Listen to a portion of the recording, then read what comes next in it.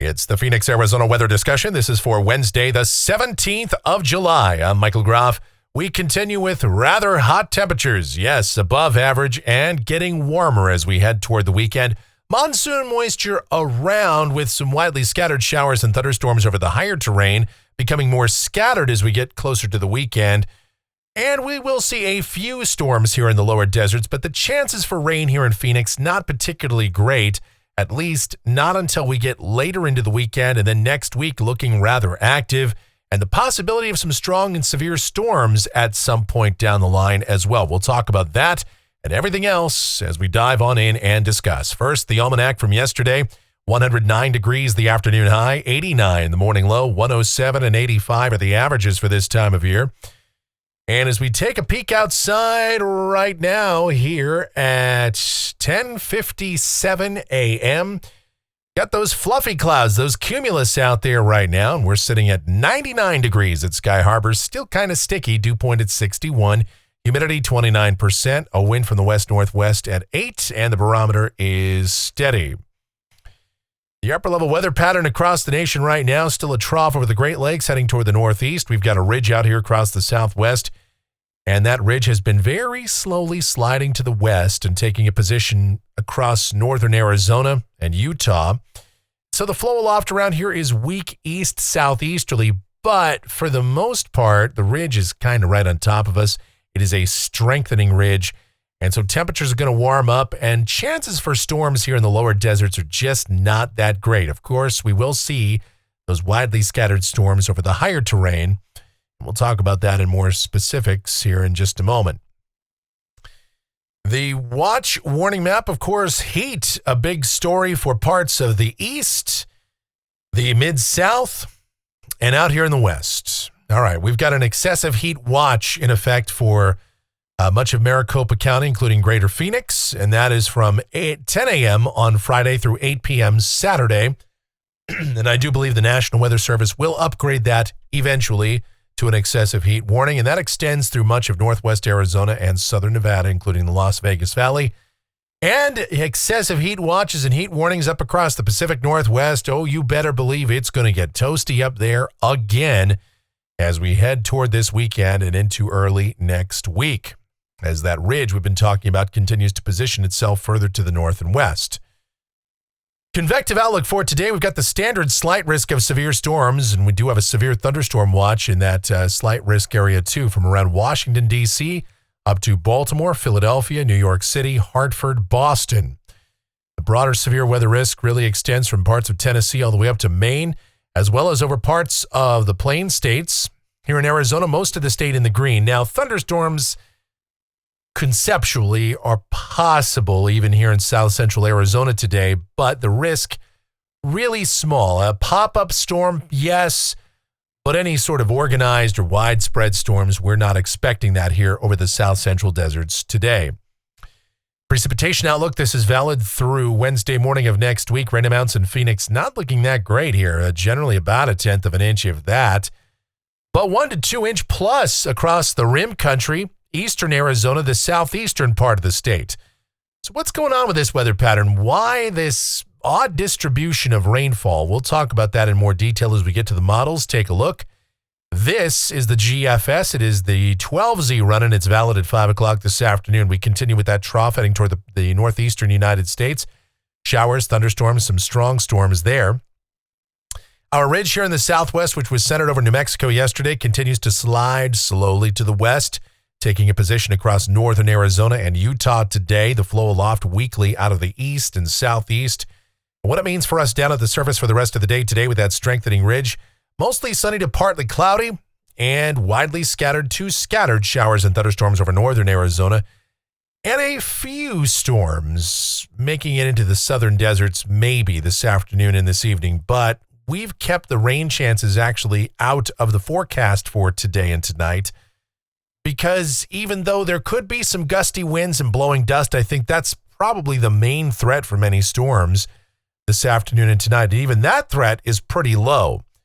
So yes, gusty winds and blowing dust possible. Thunderstorms really unlikely. I think you would be, consider yourself one of the lucky ones if you get a storm in Phoenix or the surrounding area tonight. High temperatures this afternoon, anywhere from about 108 to 112. Tonight, again, an isolated storm someplace, but otherwise mostly clear to partly cloudy. It'll be warm, lows, low 80s to low 90s. Then tomorrow, all right, mostly sunny to partly cloudy with widely scattered afternoon and evening showers and storms over the higher terrain and a stray storm making it into the lower deserts. High temperatures tomorrow, maybe a degree or two warmer. Highs around 110 to 114. We'll continue with that same trend on Friday. There may be a small uptick in the number of showers and storms, especially over the mountains on Friday, but here in Phoenix, we'll put a slight chance of storms into the forecast by the evening, but otherwise not much to speak of. Saturday, this could be the hottest day of the forecast period. Now, our ridge continues to slide slowly to the west. It's going to take a position somewhere over southern or central Nevada at that time. The flow aloft becomes more out of the northeast. And at the same time, we see a trough beginning to dig in across the nation's midsection. And so that will help to aid in that northeasterly steering flow here. And so scattered to numerous showers and thunderstorms over the higher terrain, widely scattered storms will make it into the lower deserts. The GFS becoming a bit more bullish on storms actually on Saturday. So for places like Flagstaff and the Grand Canyon and Sedona and Winslow, Show Low, rain chances are going to be somewhere in the 50 to 70% bracket, depending on where you are. And in eastern Arizona, St. John's and Window Rock and down toward the southeastern part of the state, a good chance of storms too. But here in the south central deserts, generally 20 to 30% storm chances for us on Saturday because this ridge is still very, very strong. Upper heights are probably going to be close to 597 decameters. And the mid-levels, the upper levels of the atmosphere are going to be fairly warm. I think lapse rates will be somewhat shallow, at least for a while, here over south central Arizona. So storms that roll off the rim probably will be falling apart as they make it into the lower deserts Saturday afternoon and Saturday evening. But we could still see some gusty winds and blowing dust, and a few storms would be possible. As for high temperatures on Saturday, yeah, get ready for it. 112 to 116. It's just going to be an absolute scorcher. And humidity levels, they're going to be up a bit. And so that makes forecasting temperatures a little bit more difficult. But with a 597 ridge, and probably a pretty good supply of sunshine in south central Arizona, temperatures are still going to be pretty hot. Will we be approaching record territory? Well, Saturday is the 20th of July, and I believe the record high is 117. I actually don't have the number in front of me here, but so we'll be within striking distance of a record one way or the other.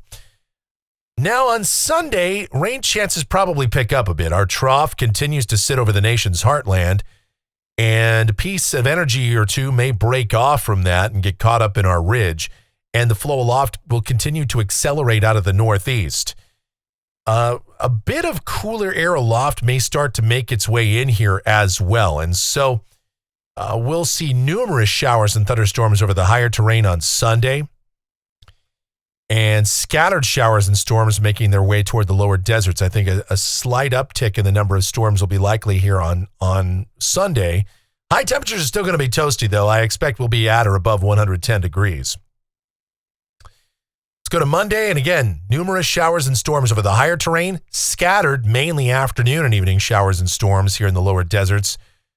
Some of these storms may linger into the overnight hours, though, as things look to be somewhat unsettled. And again, that ridge is going to continue to sit to the west of us, but it may start to weaken, and that could contribute to slightly cooler air aloft as well. So the bottom line is this looks like a more active period. And historically speaking, when the flow aloft, when we get this northeasterly steering flow, which we generally see more in the month of August, this is generally when we have our most severe weather outbreaks with that northeasterly flow. The winds coming right off the rim.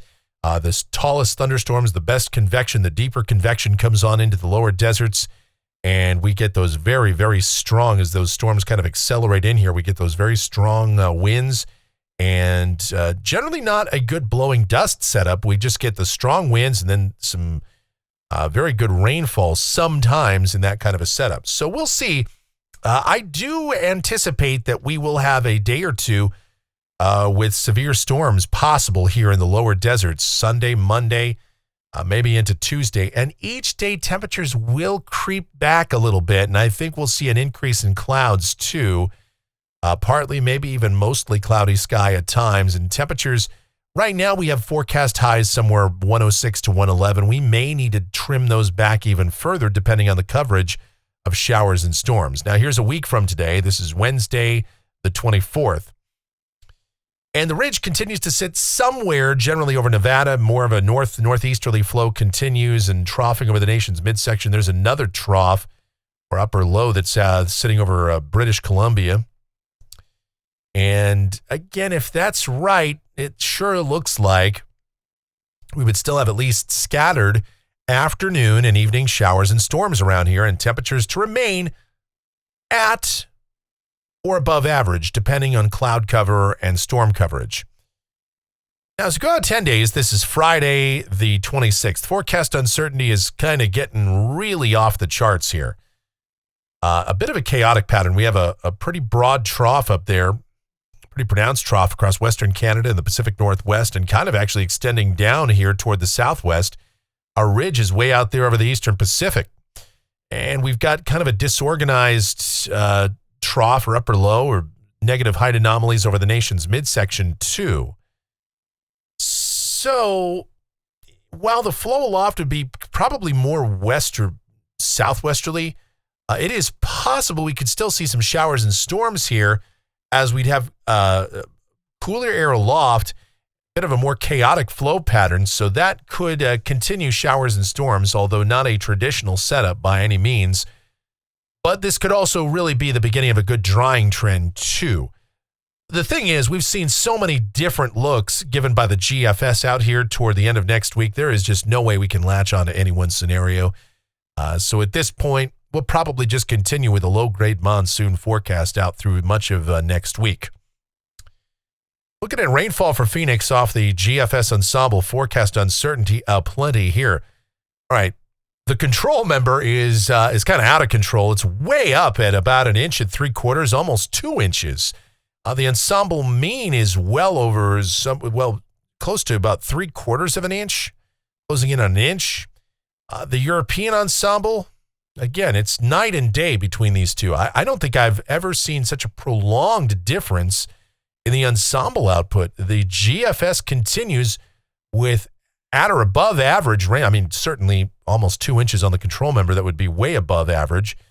And the Euro continues with below average precipitation by and large for the next couple of weeks. I mean, this goes out through the end of the month. It's out through the 31st of July. So, I can't remember a time where I've seen such a dramatic difference for such a long period.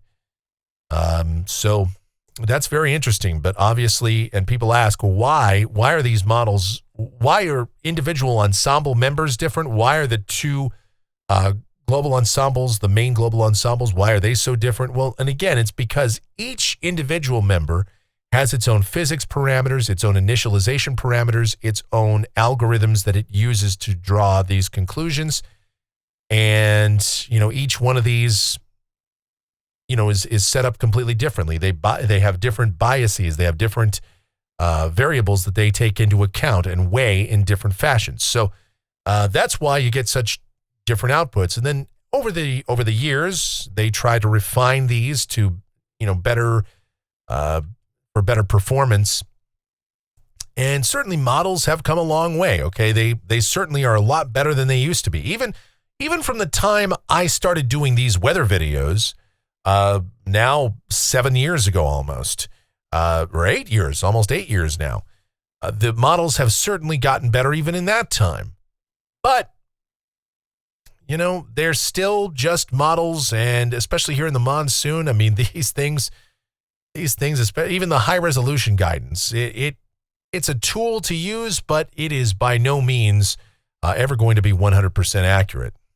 And I don't think we're ever going to get to a point where these models are ever that way. It's just not possible in this science.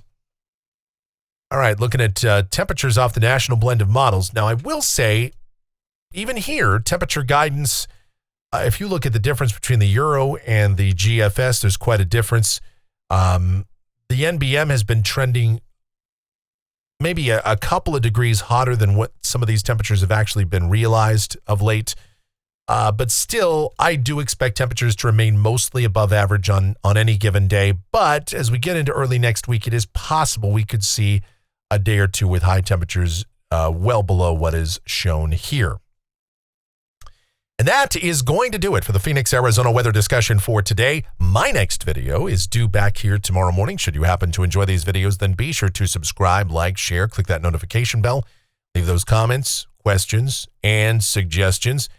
And of course, if you really like what we do here and you want to support us monetarily, then you can click that thanks icon below the video and make those monetary contributions to us that way. Or you can donate directly to me via PayPal. Groffshow at gmail.com is the address on PayPal. That is GROFF show at gmail.com for PayPal.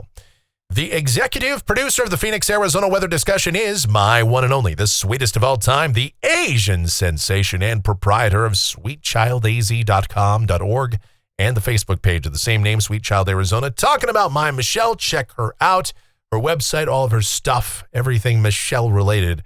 It is linked up down in the description. And of course, our streaming station is also linked up down there. That is available to you 24/7, 365. It's called KMGX. We play a ton of music. We have a lot of fun with that station. So I do encourage you to check that out as well. All right. Thank you guys so much for watching. All of your continued support. It is immensely appreciated. Please be safe. I want you to stay cool, stay hydrated out there. And you guys have yourselves an absolutely terrific rest of your Wednesday.